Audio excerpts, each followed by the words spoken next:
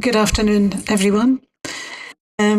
Welcome to this meeting of the Economy, Community Empowerment and Wealth Building Policy Development Scrutiny Panel. I'm Councillor Susan Mannion, the chair of this PDSP. This meeting is being broadcast live and a recording will be available afterwards through the Council's website. I'm being assisted today by Claire Stewart and colleagues from Committee Services and IT. Attendees may be joining the meeting from another location. Everything said while microphones are live will be broadcast and recorded. Members are asked to be polite, respectful and patient. There is more information, including a privacy statement about the meeting arrangements, on the Council's website. An agenda has been published showing the business for today's meeting. I will introduce each item and usually a Council officer will speak briefly about the report before councillors ask questions, have a discussion and make any decisions that are required. Councillors might leave the meeting from time to time where they have declared interests that prevent them taking part. There will be a pause while that happens and they will be invited back in for the next item of business. If the meeting is a long one, then it might be adjourned temporarily for a meal break or a comfort break. I will say if that is going to happen. So we have a general introduction, but now I'll set the context for the meeting today. Thank you. Today's meeting is an essential step in the process the Council has put in place to develop and agree its budget for 2026-27 and its longer-term financial plan. A consistent commitment has been given to bring information to PDSPs on the responses to the third phase of the Your Council, Your Say consultation. The public consultation will assist in the prioritisation and allocation of resources to activities that have the greatest impact, whilst ensuring balanced budgets for the remaining 2 years of the 5-year period to 2027-28. Considering this detail at PDSP meetings means that West Lothian residents and businesses can see what is being considered before Council makes decisions about council tax and savings. It also means that organisations and partners who are entitled to a seat at the PDSP table can take part in discussions, have their say, and have their views noted and taken into account later by councillors. The umbrella organisations entitled to send representatives to all PDSPs are the recognised trade unions, the Senior People's Forum, the Youth Council, the Youth Congress, any recognised umbrella organisation representing the interests of community councils, the recognised voluntary sector interface in West Lothian, the Race Forum and the Faith Forum. The Council leader has intimated that all elected members will be invited to PDSPs at which the responses to the consultation and the budget setting for 26-27 will be considered. PDSPs can agree more participants, and I would suggest that the additional elected members in attendance today at today's meeting be allowed to participate. I trust the panel are in agreement. Thank you. There is a big picture about the Council's finances and the pressures on resources and services. Some of that is in the papers in front of the PDSP. However, it is hoped that this PDSP will concentrate more on the service issues that are relevant to it, so that they get a detailed consideration they deserve. That is the job that PDSPs have been asked to do. The Phase 3 consultation responses within the remit of the panel are set out in Appendix 2 of the report. Appendix 3 sets out the potential budget-saving options for services within the remit of the panel. I would ask that you keep the following in mind as we go through them. First of all, the savings measures are not proposals that have been made by councillors. These are suggestions brought forward by council officers to try to help decisions that must be made to allow the council to balance its books. Secondly, none of these have yet been agreed. Decisions will have to be made by all councillors later in February. Some of these proposals may be approved and taken forward, and some of them might not go any further. We have council officers here today to take a note of the discussions and the points made by councillors and representatives taking part. There are no motions and amendments and voting at PDSPs. The points made through comments will be noted. They will then be used for a section in the full council budget setting report about the PDSP stage in the process. We will go through the agenda in the usual way. I will introduce the report and ask officers to speak to it. More than one officer might speak where there is a specialist issue involved. I will then invite questions from everyone at the table in turn. If you have questions, then please make sure to let me know. As well as the lead officer who will present the reports, there are officers present who will be able to answer questions about the savings measures and the detailed content of the reports.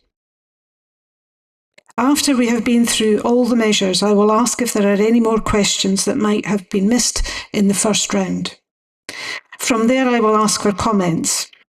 Everyone will have a chance to have their say on the contents of the report. Comments made will be noted and reported to all elected members at the full council meeting when budgets will be agreed. Expressing your comments about the budget savings measures is the best way to influence the decisions later. I hope everyone will help the whole process through a constructive and respectful meeting.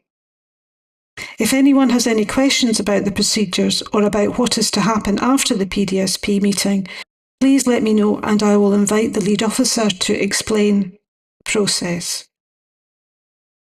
Thank you. I'll now ask Claire to take us through how the meeting is going to run. Thank you. Thank you, Chair.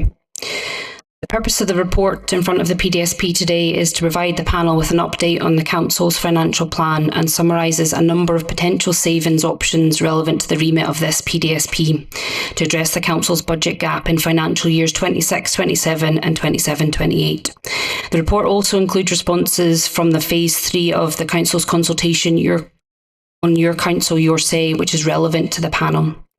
In terms of the estimated budget gap, this is outlined in section D2 of the report and was reported to Council Executive yesterday. The gap remains provisional and is in line with the local government settlement and the Scottish budget bill process, which remains ongoing and is subject to change. So it remains provisional at the moment until we've got final confirmation of the budget as part of the bill process. The Council agreed at its meeting on the 25th of February 2025 that officers would consider options to address any remaining budget gaps, with options to be incorporated into the Phase 3 public consultation, which was undertaken during the course of 2025.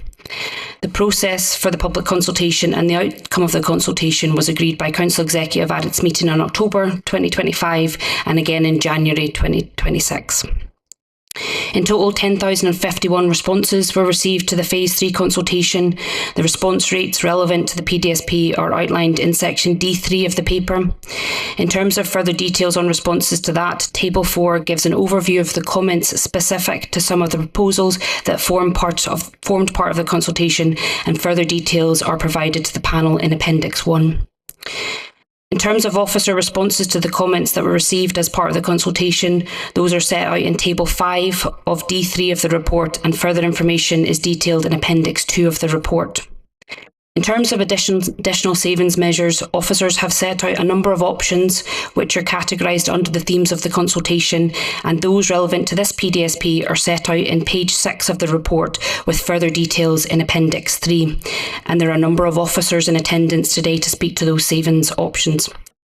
In terms of Appendix 4, this outlines work undertaken to date on the integrated impact assessment and consumer duty assessment, and these will be further defined and updated should any of the proposals be taken forward. In terms of next steps, we have a number of relevant officers in attendance today to answer any questions regarding the savings options that are presented today. Officers are also in attendance to take note of the key questions and any comments that members have of the panel.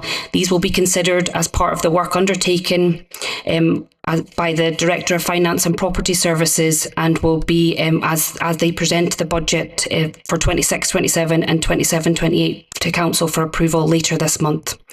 The recommendations are outlined in Section B of the report, and relevant officers will pick up any questions that the panel may have. Thank you, Chair.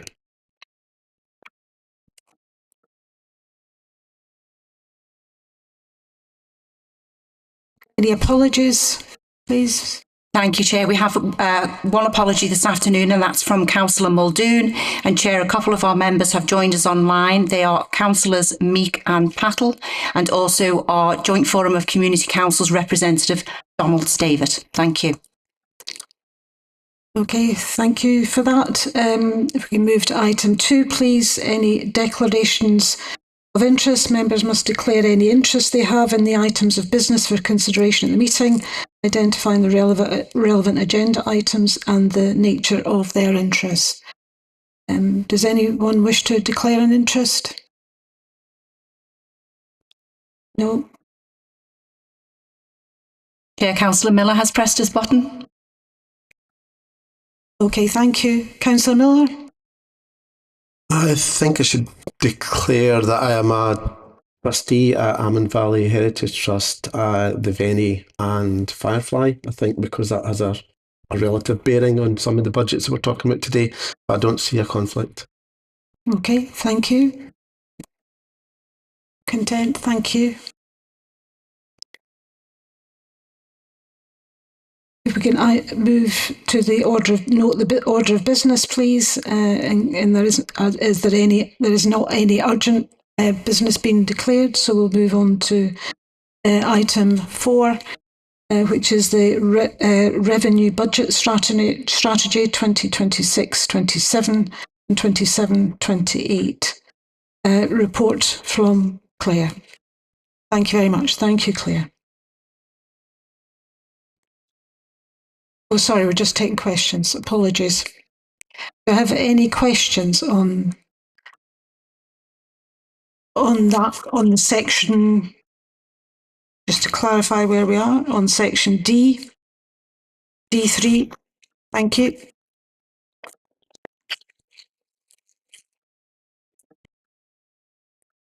This is in relation to the consultation.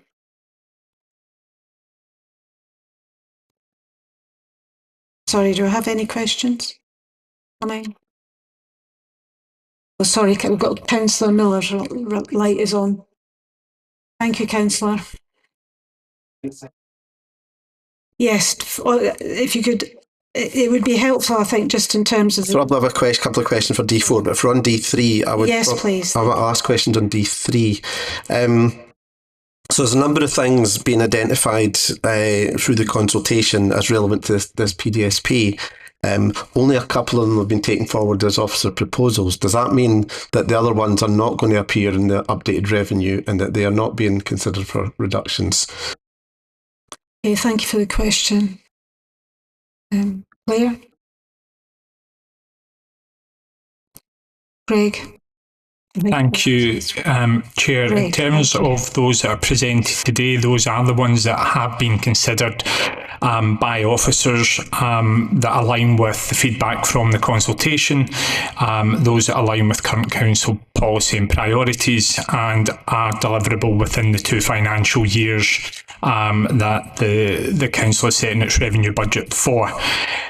Officers will, as a matter of course, continue to keep under review the other feedback that's been received from the consultation, but the proposals presented today are those of officers based on the rationale outlined, Chair.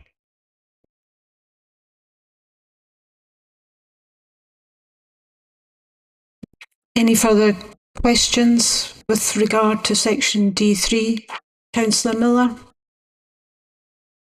Yeah, I think I got the answer I was looking for. Just to be very clear, taking a particular example, one of the sections relates to the funding for the voluntary sector, and then there's no officer proposals to change that. So there is not going to be any reduction proposed by officers in the updated report. Is that correct? Chair, the proposals set before the panel are those of officers at this time with the budget gap that has been identified. Should comments, for example, through the scrutiny panels and so on, those as outlined by the lead officer, those will be considered in the round by the Director of Finance and Property Services, and should that lead to any further officer recommendations, those would feature in the report later this month. But as I say, those presented to the panel today are the officer recommendations at this moment in time, subject to the feedback from the panel members. Okay, thank you.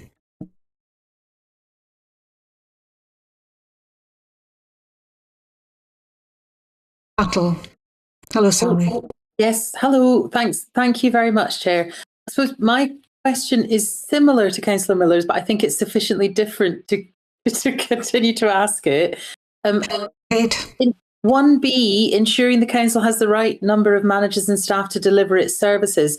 And as I can understand it, that is the one that has been taken forward for consideration. But I don't understand how you chose to realign the sports coordinator and look at workforce modernisation and planning services. Is that a question for D4? How did you select? That is a question for D4. Sorry. So we're on, yes, because at the moment we just wanted to clarify where we are in relation to D3 in the consultation. Okay, all right. I'll come. And the last question was specifically around how a conclusion was reached in relation to the consultation. So, okay. Anyway. I'll just come back in again. Thank you, Sally. Thank you. Appreciate it. Are there any further questions in relation to... Sorry, we've got Alan McCluskey. Thank you, Alan.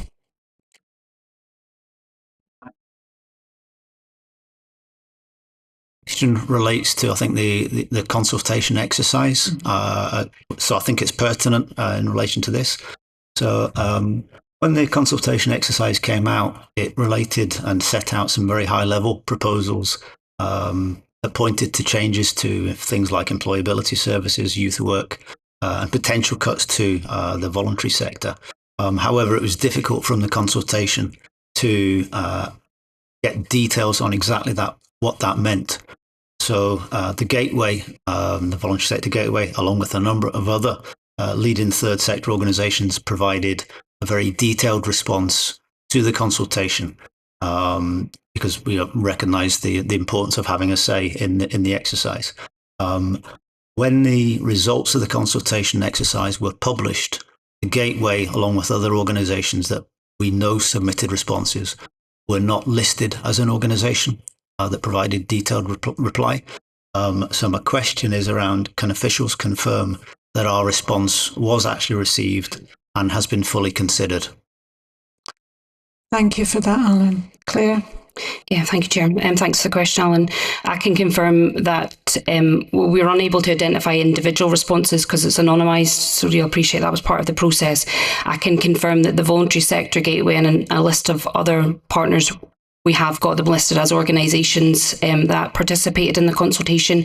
We have published online a list of all of the comments, as we've done with previous consultations, and we've also published a list of all the organisations that we know responded to it. But like I've originally said, we can't identify exactly your response as it was an anonymous response. But that information is available on the Council's website at the moment. So a list of all the comments received and a list of the known organisations that participated in that, and that's been updated. Thank you. Okay, thank you. Any further questions? Councillor Heggie. Thanks very much, Chair. My question's page 4, table 2.4. I was quite surprised reading this, obviously when the papers came out, respond to demographic change. It seems like a really, make an assumption perhaps that obviously this has got to be one of the most important things possible. Do you think we phrased that question correctly? Because almost a quarter of people said no, not respond to demographic change. Do you think the question was phrased correctly in the survey? Did people understand what they were being asked?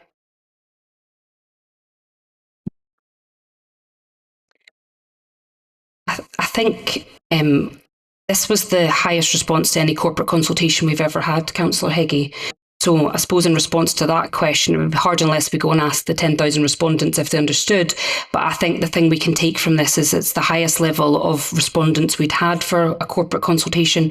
And we've also benchmarked ourselves against other consultations that have taken place, and this is one of the highest that we know of.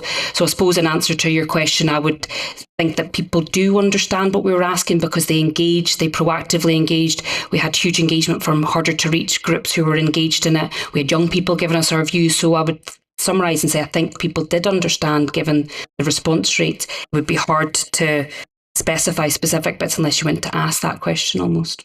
Yeah, I mean, it's a kind of grey area question, but I suppose the major reason being that obviously this kind of thing is incredibly important. You know, the change in the demographic is probably the most important questions. And I suppose, did we test before we sent this out? Were we confident enough before we sent this out? Did we do a kind of a feel for people's understanding, how they were going to answer it, how they were going to phrase their answers? I suppose so we'd get the maximum impact out of it. So the project team spent a lot of time putting together the questions in a way that we wanted people to engage in the process. I think that was evident by the response rate.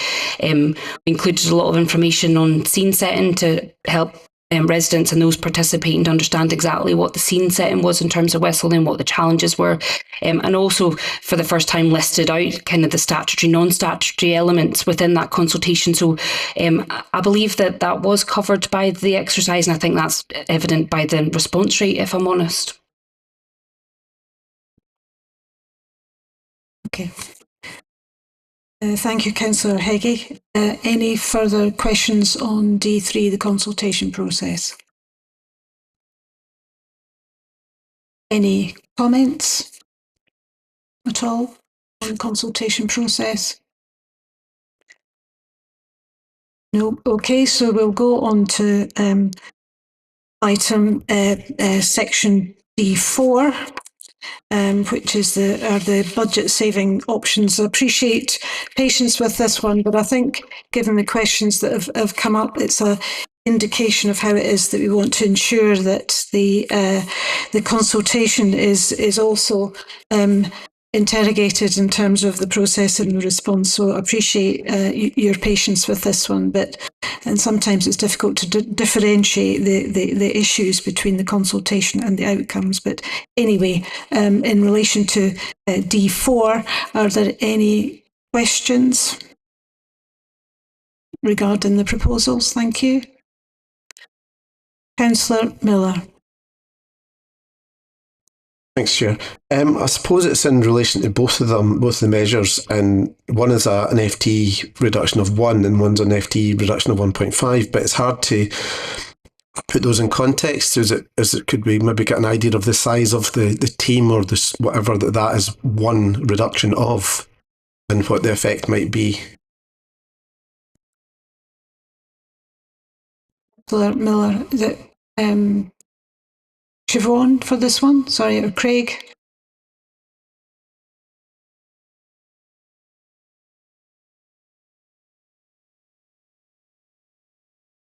Thank you. I think it probably covers, if I understand Councillor Miller's question correctly, it covers both, because there's one saving there that Siobhan's the lead on, and one that I'm the lead on. So maybe I'll start, if you will. The scope of the work area where this saving would be achieved from is approximately 40 FTE. Okay. Thank you. And Siobhan?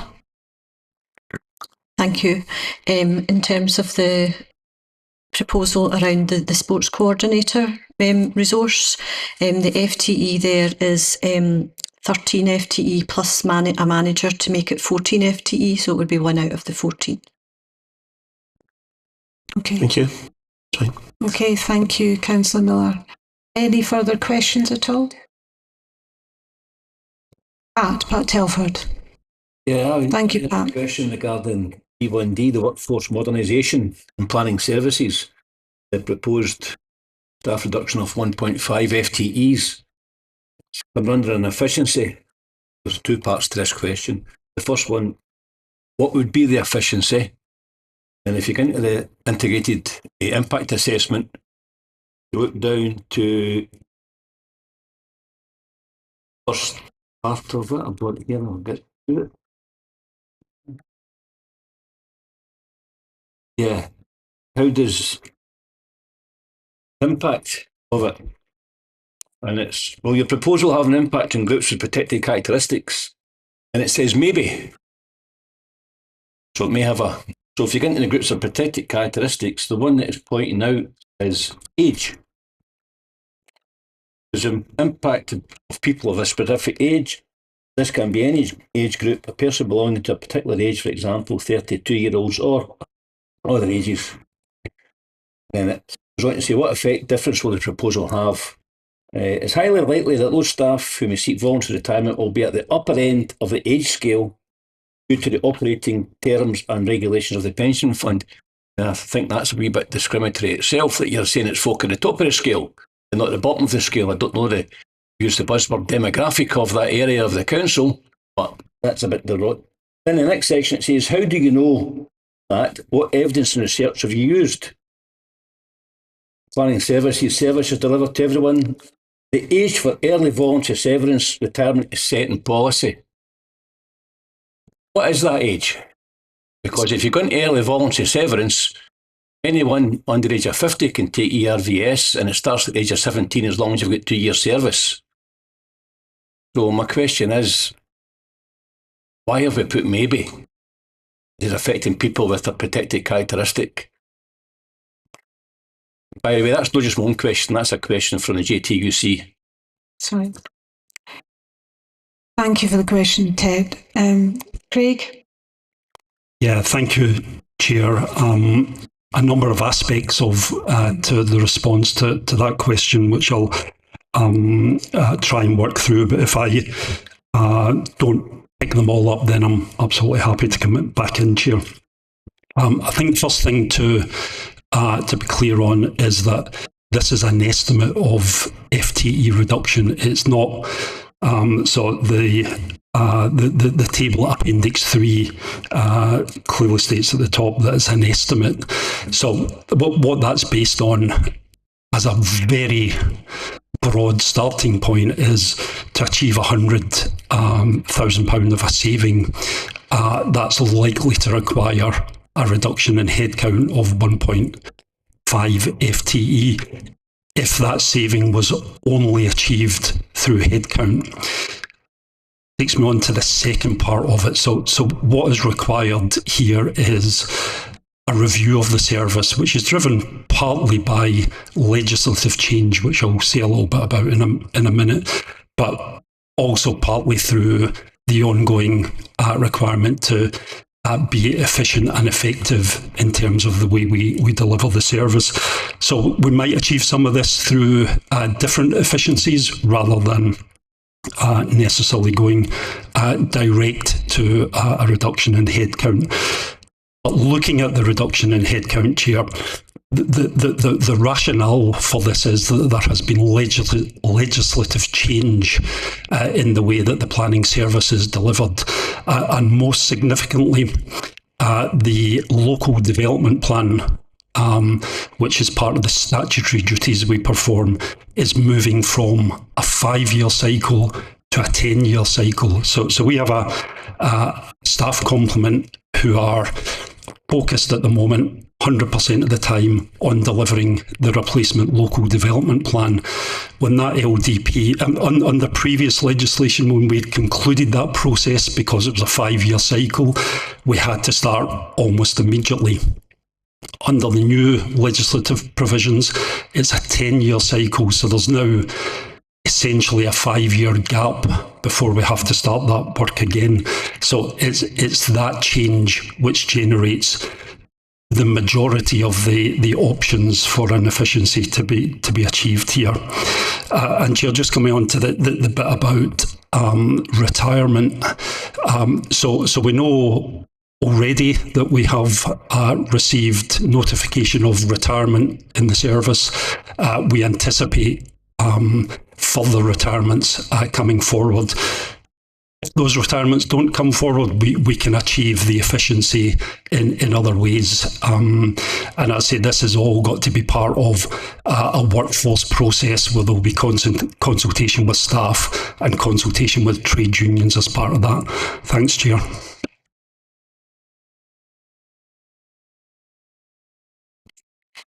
Thank you, Craig. Does that help at all, Pat? Does that answer? Oh, really? It doesn't explain the use of it. There might be an impact on an age demographic. It should apply to everybody within that area. There's no age thing in it. And to say that it's set in council policy, in council, if you go into ERVS, it's age of 17, been in the pension for 2 years or whatever, and 2 year service. You can ask for the ERVS under the age of 50. Different if you're over 50, it's different paybacks, but there's no age thing for getting ERVS. Okay, Craig? Yeah, thanks, Chair. So I'm happy to add a wee bit of clarification on that. So the first part of that, so why does the impact assessment say maybe?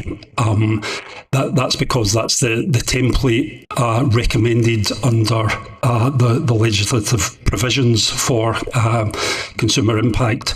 And what that says in there is that this is the start of a process. So we think there is maybe going to be an impact, but until we complete the process, we can't say that for sure. This is an iterative process. And as we go through the stages, then that will become clearer.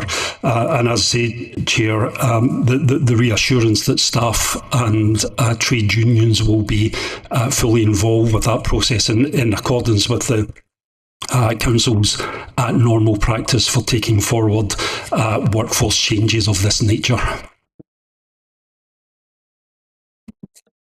Okay, thanks for that, Craig. I think just in response to that and to your concerns about this, I think I can see absolutely where you're coming from, and this narrative and this template is designed to essentially avoid discrimination, and I think Craig has explained how that is then playing out in this context. So what I would suggest, if it's okay, is that we will note that essentially as a question and look at it within the context of the narrative. This narrative is used all the time for our impact assessments, and I think Craig has explained how it's been used in this context because it could or it could not. But certainly I think we should take that back to colleagues just to look at the wording of the impact assessments to make sure that it can't be construed as being discriminatory because actually it's intending to do the opposite. So I think that's a helpful point to raise, because we need to make sure that how this information is being interpreted is correct.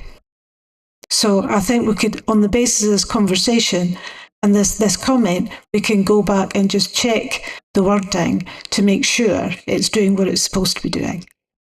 Does that help? Thank you. Councillor Patel.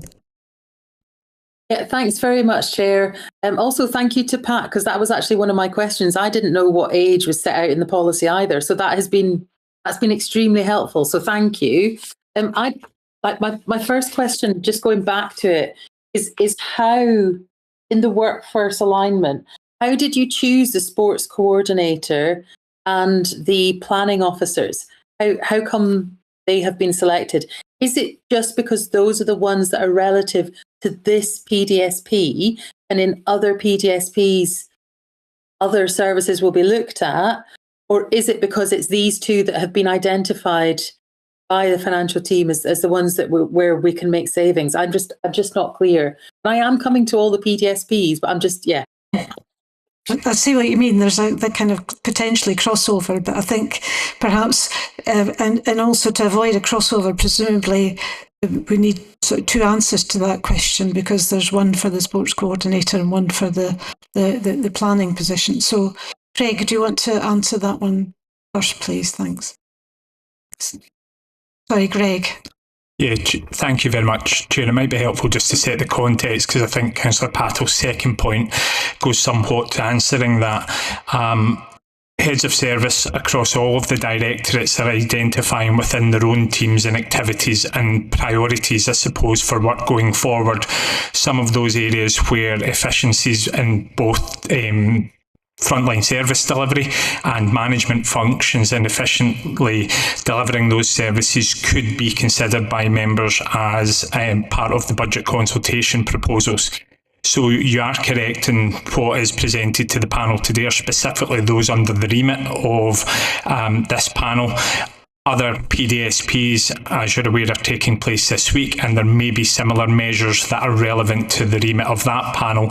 So it's not that it is only these two service areas that we're looking at, that in terms of modernisation of the service function or a slight reduction in terms of FTE within those teams. But these are the two specific to this panel today, Chair.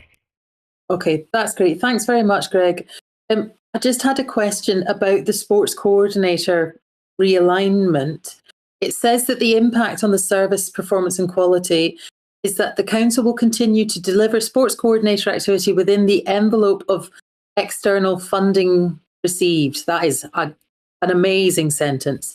Does that mean that the council will no longer be funding it at all in terms of sports coordination? You're just going to have things like the Summer of Sport or Sport Scotland? Or is it just that one FTE is going to be funded by external organisations? Sorry, Siobhan, thank you. Okay, thank you for that. So yes, as you say, the proposal is to realign the sports coordinator resource, and it's in line with a programme of activity that we have in place until March 2027, and that's in partnership with Sport Scotland. So they also obviously provide us with external funding.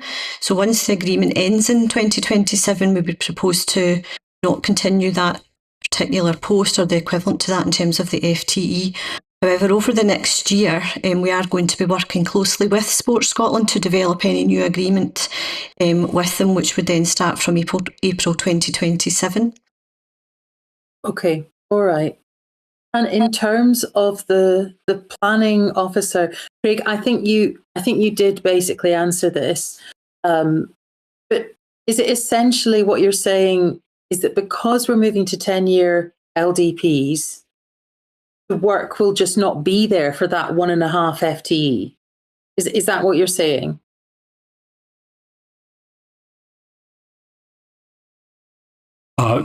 Chair, broadly, yes.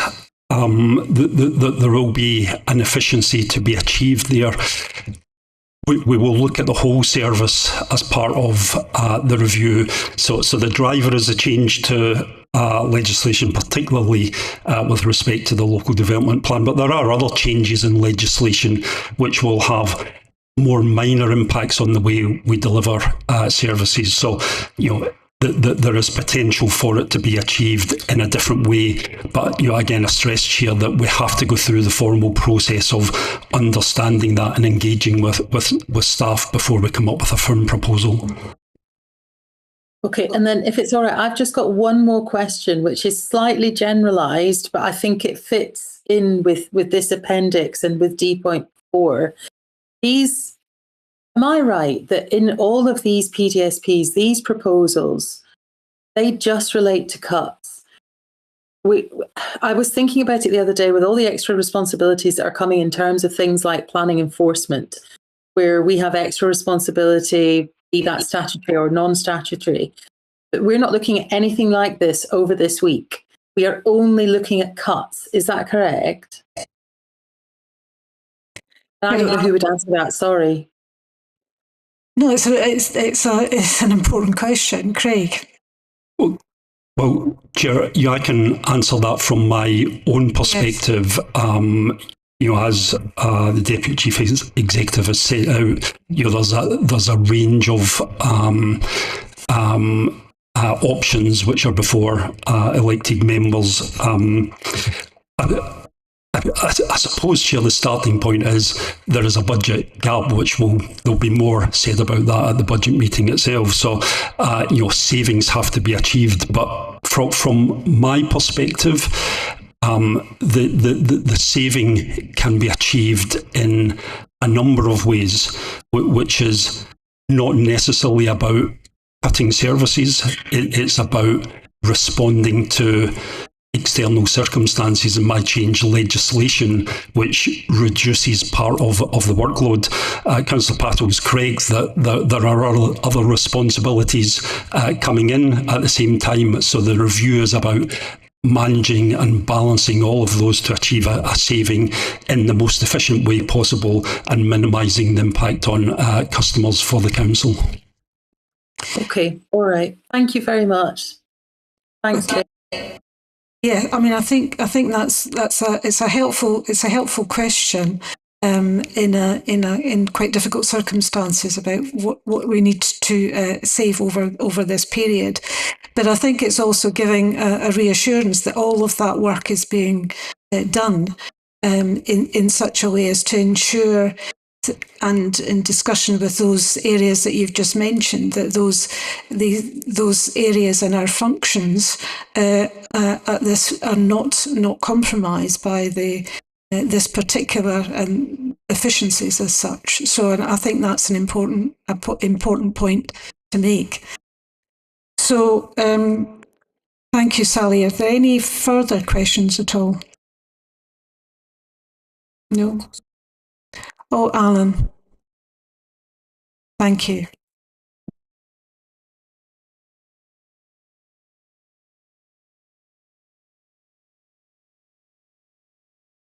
The technology sorted. So my question relates to D4, but possibly D3 as well, but more to the general remit of this PDSP in relation to the third sector. I know we've touched on that previously, but the third sector and social enterprises acknowledge the real financial pressures on council budgets and the proposals around saving measures that are set out and identified. And we'll continue to work closely together to protect and support those most in need at local level. With this in mind, can officials ensure that the 2.9% uplift that the local government revenue budget for 26-27 from Scottish Government is invested in the third sector organisations that receive grants and awards for next year and moving forward, to recognise the crucial contribution the third sector organisations make in sustaining our communities?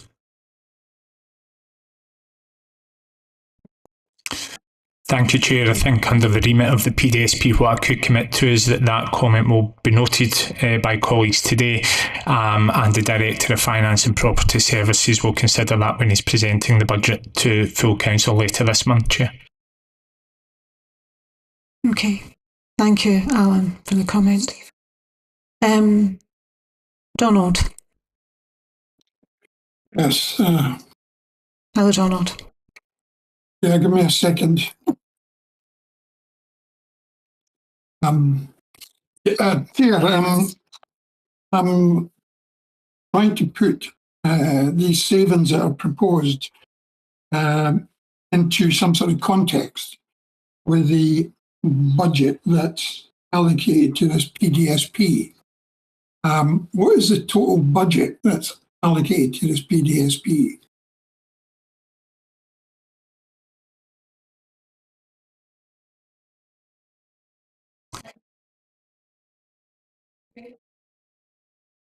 Again, maybe just give a bit of advice on this one, Chair. In terms of the budget allocated to individual PDSPs, there isn't a budget allocated per se, because the PDSP has a remit around the number of duties and functions that the council undertakes.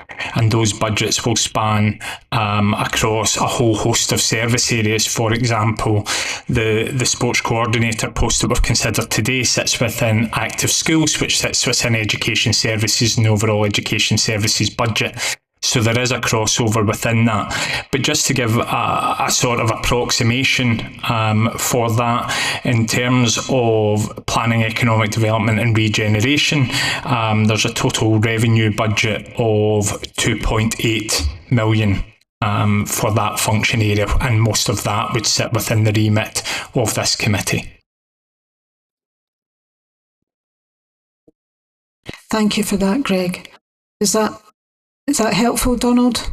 That helps me to understand the value, the value of the savings. It seems very modest for a big budget like that. However, thank you. I'll take that as a comment. Thank you. Sorry, Councillor McClellan. Thank you. I wonder if I may refer to section D3, table 4, 5F, Foxtrot.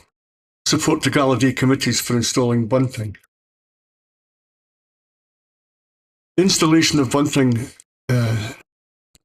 in the towns that were historically linked with coal, i.e. Whitburn, Blackburn and Seafield, is more than just an act from the council. It is a signal that the community is ready to get together to celebrate their heritage. And I think that whilst I appreciate the council has to make savings, this would be akin to taking Christmas trees away from Christmas. I think putting the bunting up tells the local committees, the local authority, the local communities, that the council recognises the heritage, and this is the council's part in playing in that heritage, is putting the bunting up, which signals the start of the celebrations of the history of the area. Thank you. Thank you, Councillor McMillan. I think Craig is going to answer that question. Sorry, Greg. Thank you, Chair. If I picked up correctly, it was just for confirmation, or to provide confirmation that there isn't an officer proposal that would look at a reduction in the funding provided for the Gallaudet committees around bunting and so on. That's not currently an officer proposal.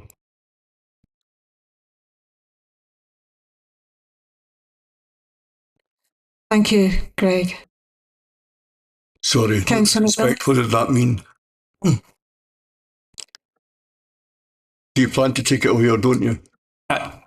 Just for full clarity, Chair, there is no officer recommendation that is removed. Much obliged, thank you. Yeah, so as Greg has pointed out, it's all of these are officer recommendations, and it's not a recommendation that's put forward here to be taken forward. So there will be. Okay, does that help? Thank you.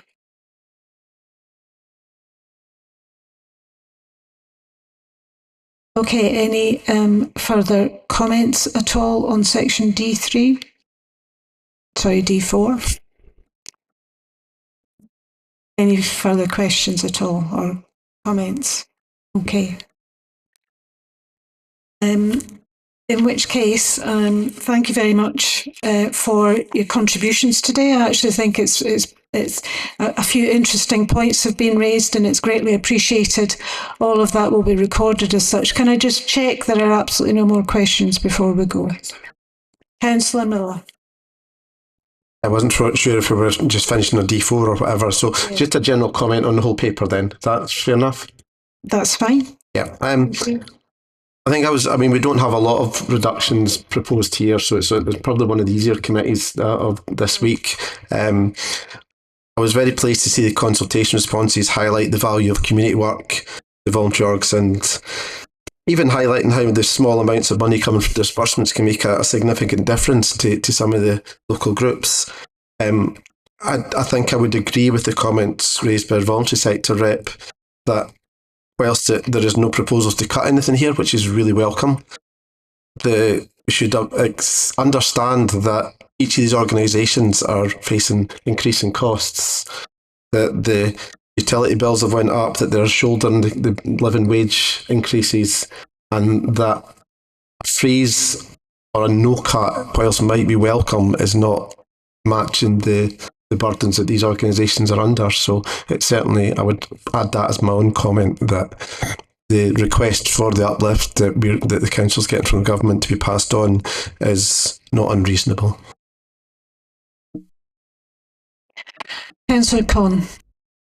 Yeah, Chair, just in a general statement that the cuts which are being going through the PDSPs, it's a direct result of underfunding consistently by Scottish Government, and we need to continually point the finger there.